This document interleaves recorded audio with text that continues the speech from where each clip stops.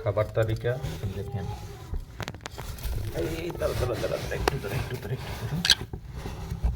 দুইটা আঙ্গুর ফল, এখানে সূর্যমুখী ফুলের বিচি, কাজু বাদাম, তারপর হলো দেখি তো কাঠবাদাম, এবং আমাদের বাংলা দেশি বাদাম।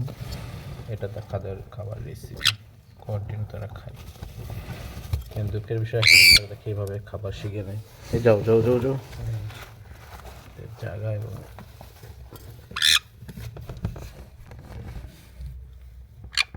এখন নিব না, পরে পরে খাও, আগে খাও খাও। এই যে এই বাদাম খাও, বাদাম বাদাম বাদাম না। হুম হুম